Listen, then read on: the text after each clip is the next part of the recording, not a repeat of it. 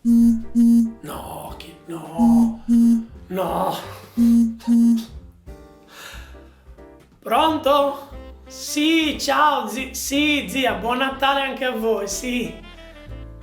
Sì, zia, sì, ho mangiato tanto, sì, anche ieri, sì. Ecco, gli avanzi, possiamo non cucinare fino a Pasqua, sì.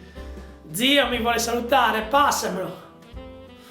Sì, ciao zio, quanto tempo, sì, mangiato, con gli avanzi fino a Pasqua, sì zio, sì. Mi hai mandato un maglione rosso con le renne che suona? Ah, che bello zio, XL? Ma io ho una M zio. Sì, durante le feste si mangia tanto, meglio essere previdenti. Sì, hai ragione zio, sì.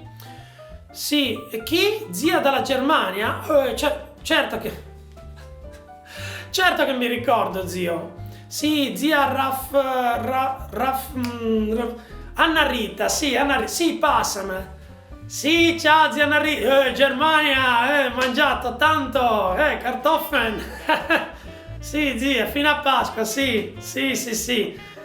Mio cugino, che non vedo da tanto, della Germania, tuo figlio, Franz. Sì, no, mi ricordo, Franz, quello alto. Ah, preso dalla parte sarda del bassottino. Sì, però era slanciato qui. Pesa 120 kg. Sì, no, mi ricordo. Cioè, Franz, ciao!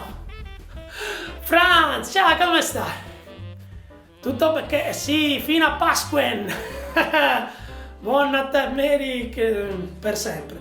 Sì, sì, sì, zio Giorgio mi vuole salutare. Aspetta, zio Giorgio, sì, aspetta, passa. Mamma! C'è zio Giorgio, no, vuole parlare con te, mamma, vieni qua. Zio Giorgio, mamma vuole parlare con te, tieni, ma vuole parlare con te. Oh, a Natale chiama i tuoi, ma passali a chi puoi.